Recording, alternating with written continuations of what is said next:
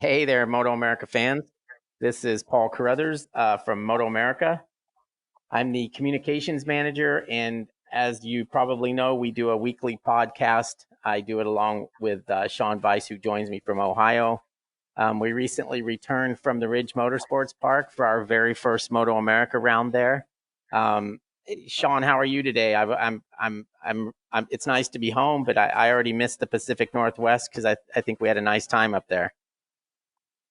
Yeah, that was amazing and so different than certainly where I live or where I even grew up in New York State. I mean, it reminded me a little bit of Maine somewhat, but I've never really been to Seattle other than going to the airport. But yeah, it was interesting for me because, I've talked about this before. I flew to the test at Barber at the beginning of the year, and I haven't flown since then. I've been driving to all the rounds.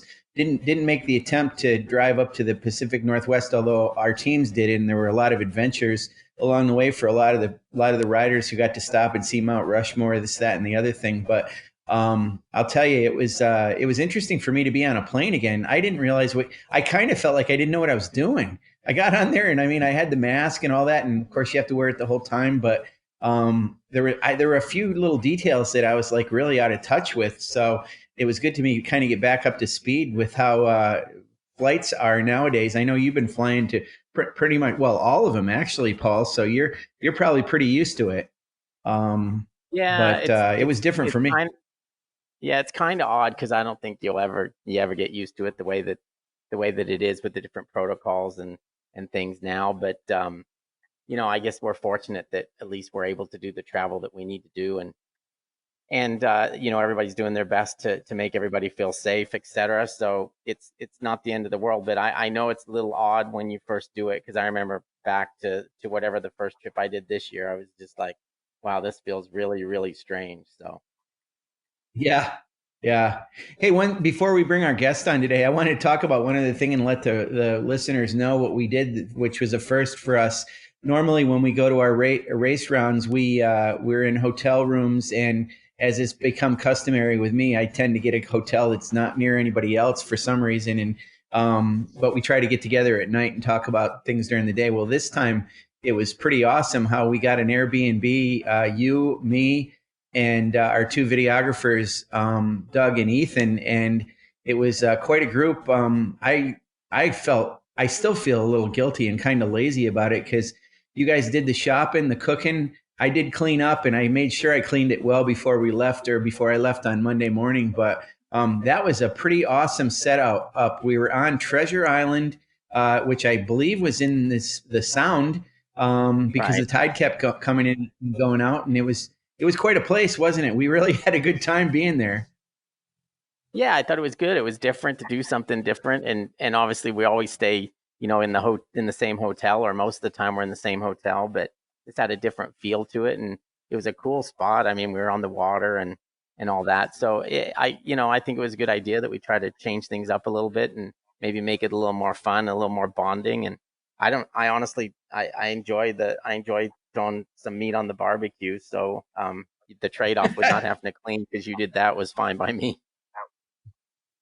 Yeah, and you were good at it, boy. I'll tell you, you're a good cook, Paul. I enjoyed what you cooked a lot. In fact, it's funny how we had it like two nights in a row, and I wasn't complaining about that at all because I've made a joke before on here a few times about the fact that my standards are usually convenience store roller dogs, and you certainly stepped it up to the plate, literally with that for sure, because that was good cooking. Um, Yeah, I like to do that. So it was a good time.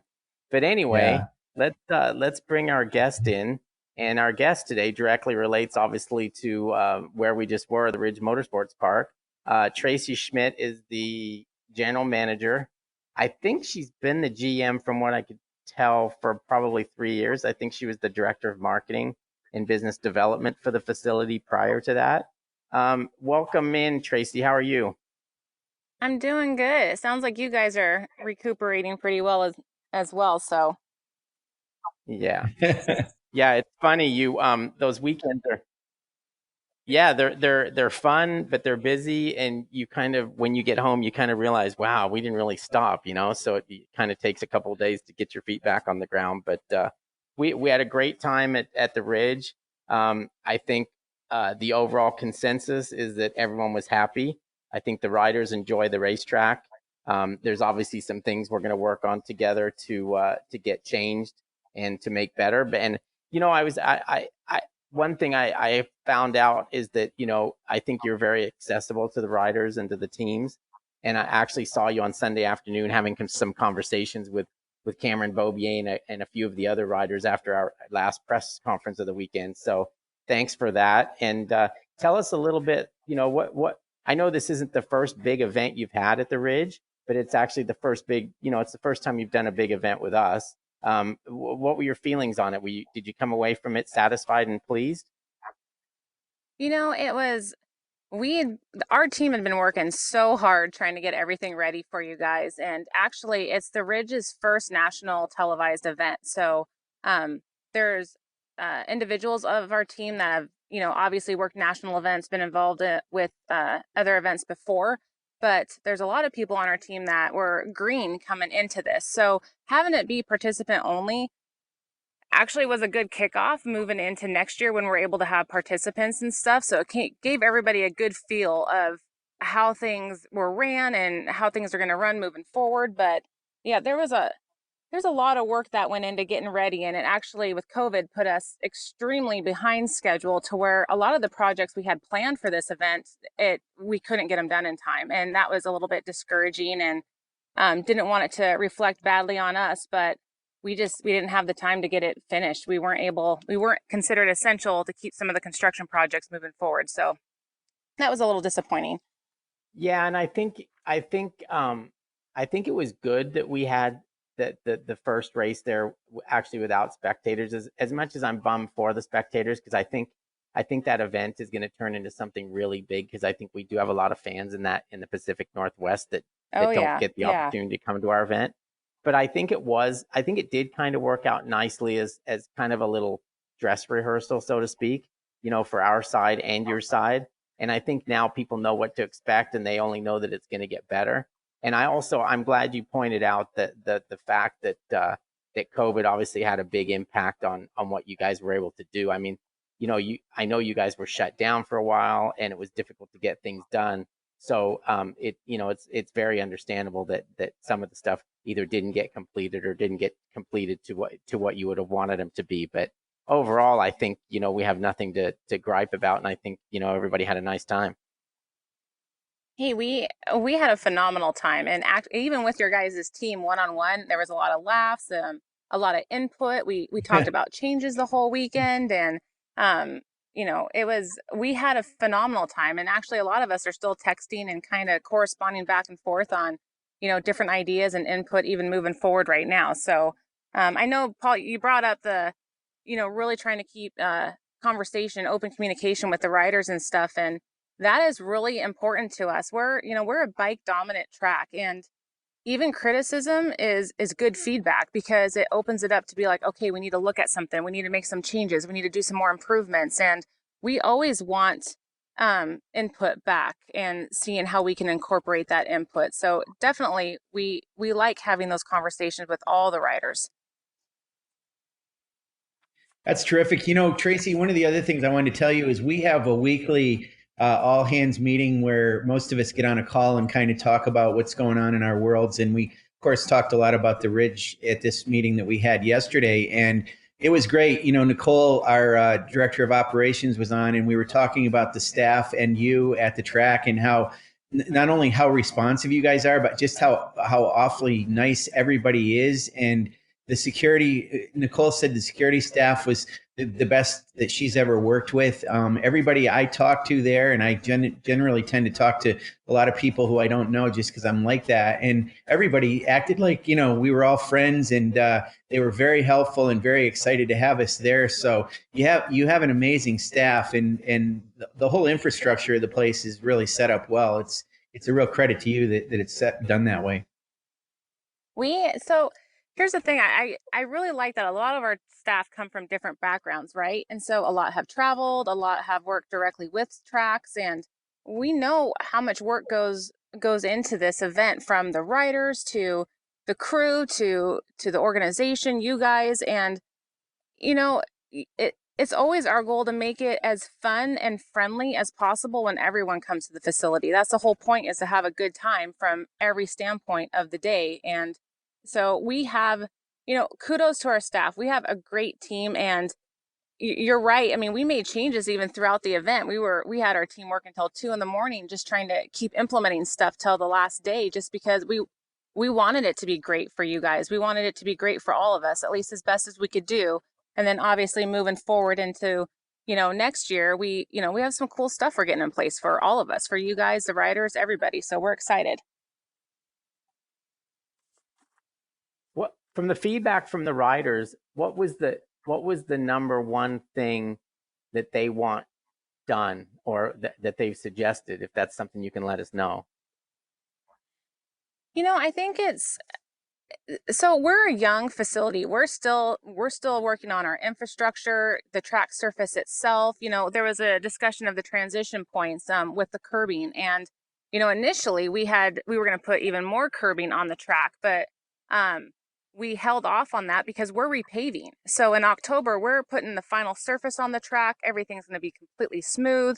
And with that repave, we're also, we're adding additional curbing, but it's going to be one smooth surface throughout. So that was one comment that, came up, but we already had a fix to that. We've already had this point of our expansion already scheduled out. So, I mean, a lot of the points that were brought up, we already had plans to keep improving and stuff. We just ran out of time. So that part's disappointing, because obviously, coming into this first event, we wanted to hit every aspect of it out of the park. So, I mean, we're a technical track as it is. So definitely, we're excited. We have these projects in the works, and for sure we're going to be 100% complete going into June of next year.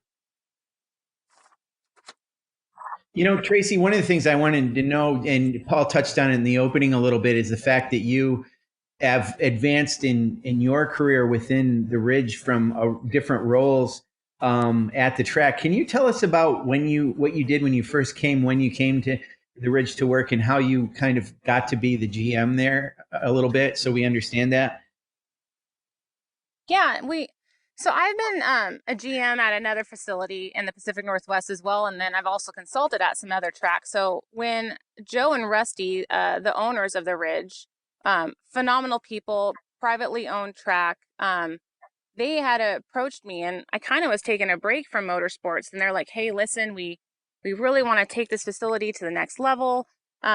We feel there's a good transition to be made, coming in with, just you guys doing marketing and business development, and then we can make a plan." And so it was kind of me taking a break, them reaching out to me and proposing this concept of where they wanted the facility to go, and then, making sure everybody was on board. And at that point, we just dived in and we started creating all these processes and procedures and forecasts of, events coming in, and we've diversified the facility to now, we run motocross, we run, side-by-side racing, dirt drag racing. We have our kart track, we do autocross, drifting. I mean, our whole goal is to be a motorsports friendly facility for everybody. And within 4 years, we've gone from developing the motocross track to, we have the permanent restrooms, additional paddock space. We have a new 10,000 square foot performance center. We're getting ready to, do the asphalt and additional curbing. We have hot pit garages are going in this winter. So, I mean, we've in 4 years, there's been a lot of development, and it's really impressive. And honestly, it's due to it's not just me. It takes an army, to make this happen. And if we didn't have the team behind us, one person doesn't make it. So like I said, we have an awesome team. And because of that, we're able to make these milestones and create, some growth moving forward. I don't think this will embarrass you to say this to you, Tracie, but I got to tell this story, which I thought was awesome. So I was up in the media center talking to you about this, that, and the other thing, and getting to know you. And then a little while later, I went down to the unbelievably cool and awesome and snack bar that has some great food at it, by the way. And all of a sudden, I see you there behind the counter, and I thought, "What? Do you have a twin sister or something? What's going on here?" And obviously, it was you. I just thought it was so funny that you're so hands-on there, that you kind of pitch in and help everywhere. And that's kind of something that Paul and I do. Obviously, in our organization, we're the same way, but it's cool to see that. Maybe that's just part and parcel of motorsports, but to see a GM behind the counter helping, prep meals and get things out for everybody shows that you're kind of all phases of that track you're involved in, which is awesome.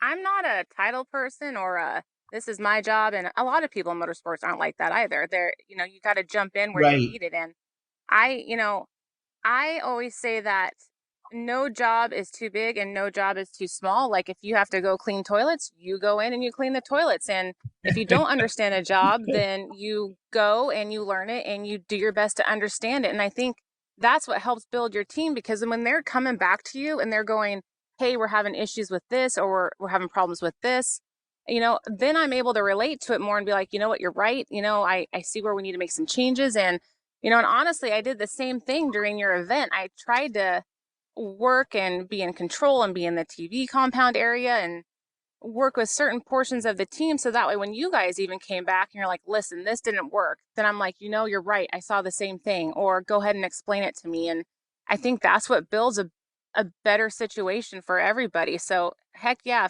I'm not the best cook, so don't put me on the grill, but I'll go back there. But I'll pitch in wherever's needed. And what's yeah, that? and we definitely saw that. And we saw that, and that's inspiring to see that. I'm always a big believer in management style where don't ask somebody to do something that you're not willing to do yourself, and you really underscored that well. One of the things I wanted to ask you about with regard to the track, I was actually interested and delighted to hear you say, I don't remember the exact way that you put it, but it's a motorcycle track. And we go to a fair number of tracks that are, they're motorcycle tracks, but they also do have cars on them. And they seem to sometimes, I'm not saying that we take a back seat. I don't think we do, especially when we have our rounds there. But tell us about what it is about the Ridge that you say makes it a motorcycle track. Why is that an emphasis for you? So in the Pacific Northwest, the bike demographic is huge out here. And we're a bike dominant facility because, about 50-60%, I'm going to say 60% of our track days are, bike days for us. So, but with that, I think the hard thing of, operating a motorsports facility is how do you meet everybody's expectations? And that's always hard. So, but we definitely try to make sure, like we say, we're talking to everybody and trying to bring in, those concepts that people are bringing up and changes and stuff like that, so we can go ahead and try to make things better for everybody. But our groups like WIMRA and Track Time and Moto Vixens and Too Fast and OPRT, you got these great organizations coming in operating these track days, and we want everybody to be happy. So we just try to keep improving, moving forward. That's our goal. And a lot of people don't realize, there's a big difference between what car people would like to have and what bike people would like to have, especially when it comes to a facility like yours. And would you agree with that? Yeah, for sure. But that's with any facility. It's different driving styles. And, obviously when you're out there in a car, you're entering the corner differently. You're going through the apex, you're exiting differently. You're using a complete different line. And, your runoff is going to be completely different from how bikes are going in and, where they're meeting their maximum speed. So it's definitely a juggle for sure. How many days a year does the facility actually get used? Our goal is to keep building to, have additional events during our winter months, the fall and winter months, but our main season is pretty much April through October, and we pretty much operate every day of the week. So, and we've been very strategic with the facility to make sure as we're developing, every surface can run simultaneously at the same time. Oh, wow. That's cool. So Tracie, hearing you talk about apexes and things like that, I need to go a little bit further into your background. So you said you were at a GM at another track, but tell us about your interest and clear love in motorsports. Where and how did that develop, and when, I guess, the whole deal? Like what is your situation? Did you grow up involved in it, or you just love it? Where are you at with that whole thing? So I grew up in motorsports. My dad raced even before I was born, and he still owns a car right now. And so I was definitely born into it and picked up the passion of it. It's in my blood. I've tried to leave it and I can't. I keep coming back. And so when I turned 16, I know you can't leave it. Once you're in, you're done.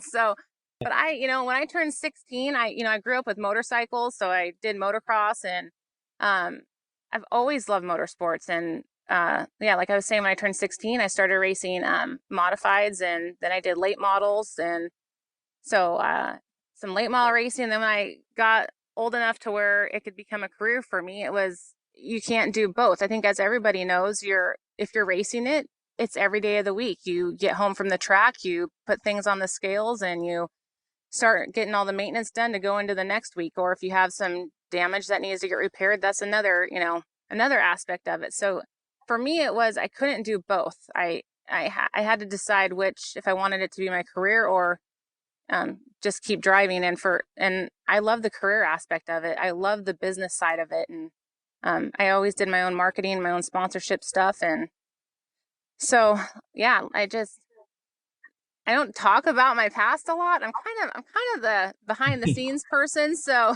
Yeah, well, we're gonna ruin that for you. Well, I know. Great. Thank well, you. I mean, we can definitely sense, your passion, and it comes from somewhere, and we wanted to know that. That's actually really cool that you are a racer. I mean, you understand that, and like for instance, when Paul said you were talking to Cameron, I mean, you ride motorcycles and have ridden them. You understand that and have been in cars. You know about racing not only from watching it but participating in it. So it's like a racer was talking to a racer about situations with the track, which that goes a long ways towards it's kind of like with our situation and our president being Wayne Rainey, a 3-time world champion. He has an intimate understanding, obviously, of everything there is to know about racecraft, and can talk when the riders speak to him about things like rider safety, or at our track and everything. He understands that, and you do too, which that's a great asset to have. You're just not somebody that was a spectator and kind of enjoyed it. You were all in on it. That's what I kind of wanted to bring out with you, because I think when I looked into your past and talked to you a little bit, I could see like, wow, she's all into motorsports. That's pretty cool. It's great for that track, that's for sure. She could actually use Yeah. Apex in a sentence. That's good. Wow, I guys. loved it. Yeah, I know. I know. We can I know. start We get talking excited. about Well, I do. we can talk about setups and stuff if you'd like. Yeah, exactly. Exactly.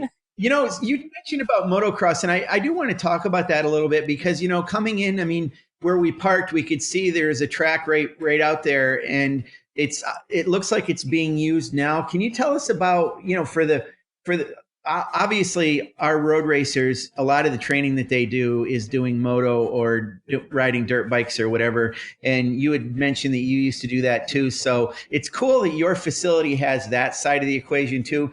Can you tell us about that aspect, off the track, but off the asphalt, but on the various tracks around the facility? Yeah, no, so we had to make some changes, obviously, to get ready for the MotoAmerica event. And a lot of people don't know it yet, but we have an additional 100 acres on the property that's not developed yet. And the whole goal of that 100 acres was to build this extreme off-road park that, I mean, caters to everybody. 4x4 stuff, the motocross, the side-by-sides. We've even come up with some concepts of rock crawling. It's to incorporate the ridge component of it. So there's we try not to always talk too much about the developments of the facility, because we like to have the final plans in place and be like, okay, here's the next step and this is what it looks like. Um but obviously I don't have all the drawings and the concepts entirely laid out for that 100 acres yet with our team. But it's like I said, it's not just the road course we want to see succeed and get to a national level. It's every part of the property we want it to be completely successful. um, it's easy to come into the property and be like, oh my gosh, half the tracks, portion of the motocross track's gone. What's happening? And then the rumor mill may start and be like, well, it's getting torn down. And it's like, that's so far from the truth of what the growth is of this facility that, um, sometimes I sit back and I read stuff and I'm like, okay, that's a good comment, but but the truth is we we have a lot of growth moving forward, and motocross is part of it, and so is the off-road portion. So we're excited. That's really great. When we would go home every night, I mentioned we were staying in an Airbnb on Treasure Island. Which, I mean, have you ever heard it? Have you heard of Treasure Island? Do you know where we're talking about it all? I mean, does that sound familiar to you? Okay, so I will be completely honest with you. The last 4.5 years, I have literally gone from my house and pretty much lived at that track. So it's kind of funny because Well, of we have course. some friends. I haven't sightsee. I haven't done anything. You need to get out Well, no, more. I So I totally don't. get it. You Yeah, can I tell don't you're know so where all committed to these. that track. Yeah. Yeah, like I don't know where these gyms are at, and we have great people in the community. They're like, you need to go see this and go experience that, and I've heard great things, and I'm like, man, I wish I had the time to actually do it. So no, I'm kind of green on a lot of the areas around here, so I'm trying to get caught up on that. Yeah, no, we can tell by what your commitment to that track that it's all about going from home and then being at the track, and it's all about that. But one of the other things I was really, sorry, I got off on a tangent about where we were staying just because it was so cool, and for me, it's like so foreign, to be up in that area. There were a couple of observations I had. One of them is, the town of Shelton or village or city, whatever it's called, is a really cool place. And you guys have obviously the track is in Shelton, and I've seen from some of the other stuff you did that you have a really good relationship with the town. It sounds like, and you're involved with the school there and things. Can you talk about how it works between the Ridge and its commitment to the town that the track is in? Yeah, it's I am in I am so in love with our community and Mason County and the city of Shelton. They are such huge supporters of the Ridge Motorsports Park. And a lot of times when you're at facilities, you don't, unfortunately, you don't have a lot of that support sometimes. So, especially when you have such a great community that's on board with your growth as these guys do. I mean, I feel honored to be a part of it, but you definitely got to make sure you're also supporting them back. And there's amazing kids and there's amazing businesses. And so we're actually using the MotoAmerica event kind of as more of this final portion of this internship program before COVID hit. And what it was there's all these different um, business programs within the Shelton School District with the high schoolers and stuff. So they have like the automotive department, and they have journalism and marketing and catering. And so we had this program developed to where they were working directly with us. We were buying all of our baked goods and stuff from the school and trying to invest back into the school itself.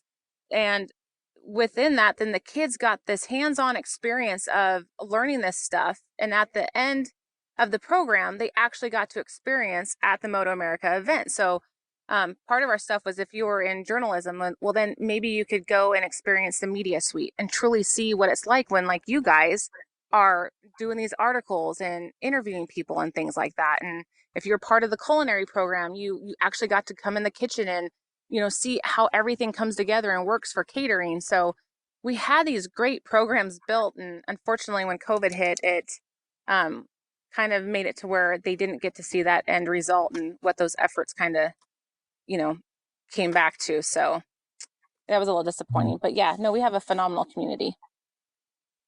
That'll That's be good for great. next year. Get that thing started up again, Yeah, yeah. Yeah. Well, look, it's been great talking to you, and again, our congratulations for doing such a great job in what was your first nationally televised race, and obviously your first big race with Moto America. We appreciated the hospitality. We appreciated the effort everybody put into making the place as good as you possibly could in the amount of time given. Because as we mentioned earlier, you did lose a lot of time to COVID. So thanks for joining us on the show. And we're off this Labor Day weekend, and then we're back at it the following weekend at New Jersey Motorsports Park for 2 races in a row. We go New Jersey and then to Barbara Motorsports Park. So we got a busy couple of weeks ahead of us. The championship is reaching that point where the titles are won and lost, and the next 2 rounds will be very important to those guys that are battling for those titles. So, Tracie, thank you for joining us, and Sean, what do you got to say here to close us out? Yeah, I want to thank Tracie too. It was great to talk to her and talk to her at the track when we were there, but looking forward to more getting to know her a little bit better in the coming years. But I also want to say thanks to the fans, thanks to all you out there for listening to our podcast, and want to ask you to please subscribe to MotoAmerica Live Plus, our popular subscription streaming service, which was something that was obviously very popular over the weekend with us not having to being able to have spectators at the Ridge. Live Plus was a popular place for people to watch.